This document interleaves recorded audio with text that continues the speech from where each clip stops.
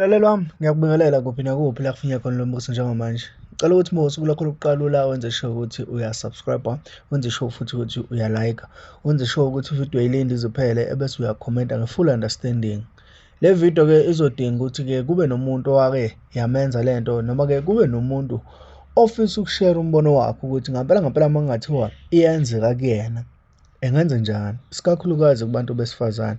Owesilisa ngicabanga ukuthi kufanele asho ukuthi hhayi cha, yena le nto uyayazi ikhona iyenzeka kuye noma-ke kunjani. Baningi abantu abaney'nkinga emshadweni, sineqiniso futhi ukuthi abanye bayakhuluma abanye abakhulumi ngenxa-ke yokuthi kunabantu ongabathemba, kunabantu ongeke futhi ubathembe.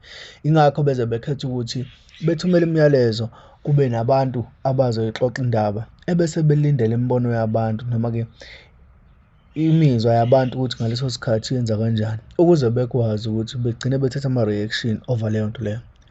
Kunomuntu oyisitabane othandana nomuntu ongasiwo ukuthi uyisitabane, kodwa-ke ngokuthi ucabangela ama-reputation akhe, isithunzi, kufanele akufihle kodwa futhi aphinde futhi aqhubeke abe yisona.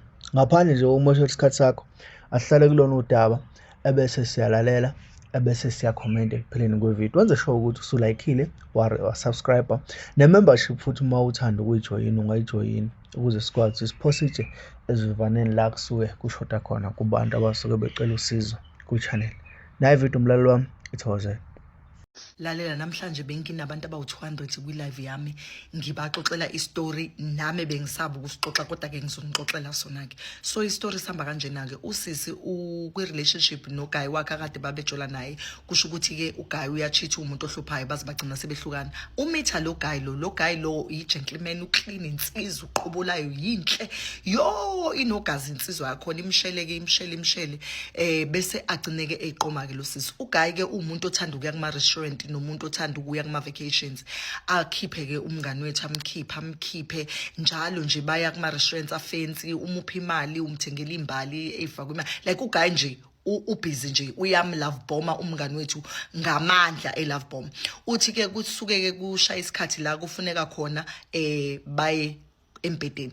Ugaya bese yacela ukuzovakashela umngani wethu athi hayi ngeke, nginomngani wami endlini, ngeke ukwazi ukuthi uzovakasha endlini yami ngoba ugele ufuna ukuya kubo kamfana, ufuna ukubona ukuthi umfana une-apartment yakhe. So ushokhekile ugele ukuthi why wena uzongimema ukuthi ngize kuphi, uzoza endlini yami engabe mina ngiza kwakha ungimema ingane. Nangampela ukuthi nge-second date ugaya abhukhele ulokhuzana umngani wethu ezimbali, makambhukhela ezimbali bahlale-ke khona-ke, then baqale-ke balale.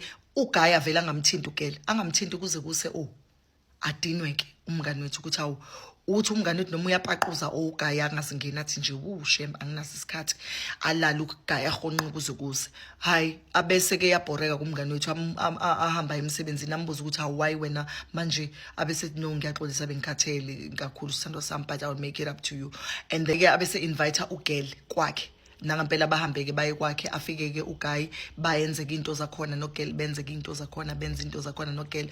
Uguy abesecela ugele ukuthi athathe umuno lo wakhe untombazane, while uguy engaphezulu kantombazane, awufake kuphi ngala ngemuva kumfana.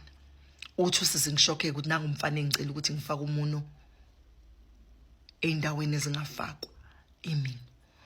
Uthi umfana ngale bese yenza kugele naye-ke afake. Umfana uthi ajabule kakhulu, uthi hayi azagcineke, uthi usebenza kakhulu-ke mase efakwe umuno.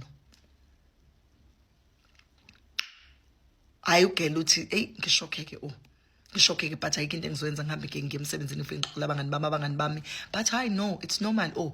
Mina engijola nomlungu nje, abelungu bayayithanda lezo zinto lezo zokuthi bafakwe imino kuleya ndawo yabo yangasese. So nawe qhubeka ukwenze it's not like because uthi intombazane ngase ngikhathazekile uthi, and then lona uthi hayi qhubeka, it's not like khonto wrong.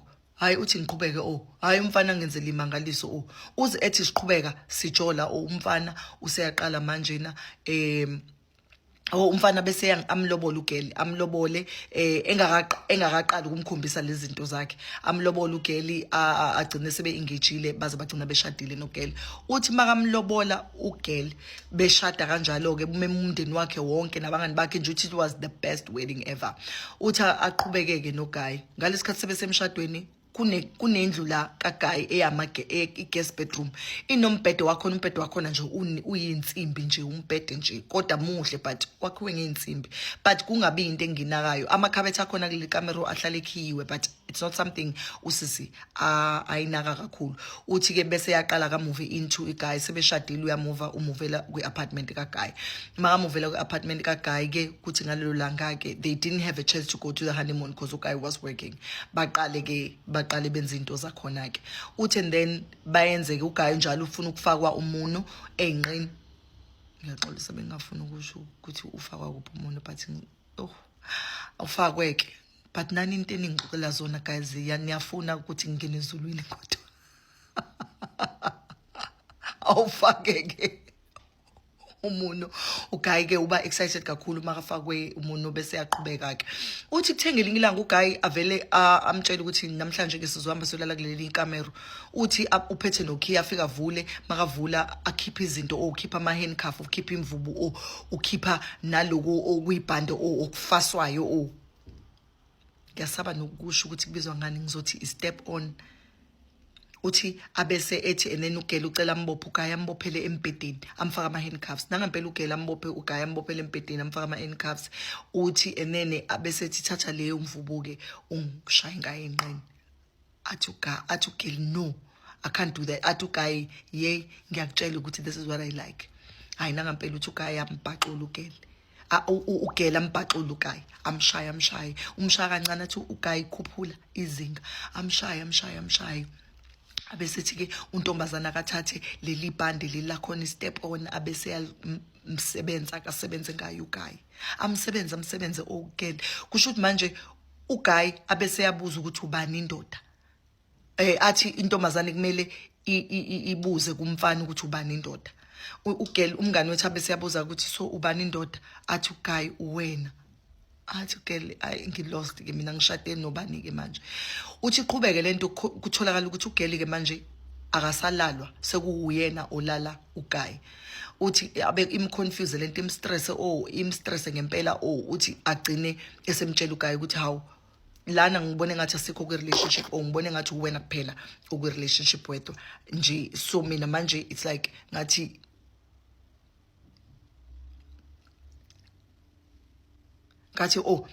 mina angitholi satisfaction like hayi abesithi uGuy no ngizozama ngikwenze kube kangcono nangampela uGuy aqhubekeke alale nogeli kufakwa lowo muno-ke kanjalo ukuthe kusuka kuphela ngisho inyanga uGuy wabese eqhubeka futhi waqhubela egcine khona sefuna kulalwe yena and then uthi ugeli hayi ngavele ngabona mina ukuthi okay ngoba ngeke ngikwazi ukuthi ngimshiye lo muntu lo sekushadiwe ngivele ngacheat uthi wacheata ugeli wacheata nenye indoda emsebenzini uthi waseba pregnant because ubengabi pregnant uthi uGuy ke lo wakhe ashade naye waseyamtshela ukuthi bahlala phansi baba ne-meeting wamtshela ukuthi ngipregnant wathi uGuy umithi soba wathi wena wathi hayi sis mina ngiyazi ukuthi nena ngibathola abantwana ngahamba ngayo-test so ngiyazi ukuthi laba bantwana lo mntwana umpregnant ngaye akuyena wami ubesethi kodwa ke sizokwenza isivumelwano mina khona into engifuna ukutshela yona mina ngithanda abafana na amantombazane ngiyawathanda kodwa ngidominant kakhulu ebafaneni so uthi and then that's why mina bengicela ukuthi ungenzele izinto ebengifuna ungenze zona because mina ngithanda abafana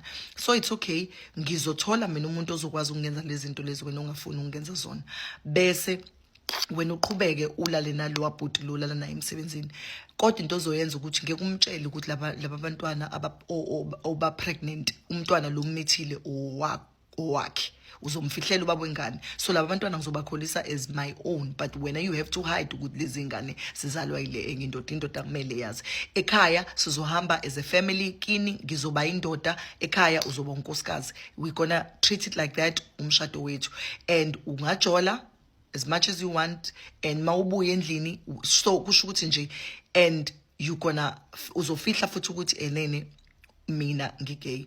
Uthi nangampela bagcine ashokheke usisi but agcine evumile ke ukuthi okay athi so kule ndoda le othandana nayo manje ngicela ungitholele omunye umntwana sizoba nabantwana ababili awuzi ukuyitshela le ndoda labantwana bayo bese siyaqhubeka sithandane sizohlala sobabili ngizozinakekela ingane ngizondle. Uthi wenza njalo nangampela umfana wayinakekela ingane ubaba wengane akazi ukuthi unezingane ezu2 kusisi and ubaba wengane usebenza nosisi emsebenzini. Wathi bajola ke baqhubeka bathandana ke nini benza ke ilavender marriage yabo. Ugayi lo okay usazondla ingane uyayinakekela wenza konke ingane ezina 15-16 years manje and bahlala ngokuthula ekhaya. Uthi abaxabani and uGuy is a present father to these kids. Uyaziphekela wenza konke uyayigeza uzihambisa esikoleni ayikho into angayenzi. Uthi like a relationship yabo is so relaxed. And also boyfriend kaGuy uyafika from time to time ingane zimbiza ngomalume but ingane azazi ukuthi boyfriend zazi ukuthi umngane uthi mina sengiyazi ukuthi vele bayajola so they always sleep kwikamero le guest. Uthi mina mangifile ngathi okay ngidinga umuntu osilisa ngiyaphuma ngiye ngaphandle ngiyozitholela uGuy lo engisebenza naye emsebenzini. So but uGuy ngimtshela ngiqinisa ukuthi mina ngijola umyeni wami ugay. Uthi nje wazi ukuthi nje siyachitha sobabili akazi ukuthi ekhaya kuyazi ukuthi cha ngijola naye. So istory sami ngani wethu sekanjalo ke guys. Yo ningixolele bengisixoxa namhlanje kwi live ngisibhalela umngani wethu usakuleyo umshado lo. Yo ningixolele bye. Ngiza nendaba una uzanani nendlebe ubongiwe lo indlovukazi. Story sami ngani wethu.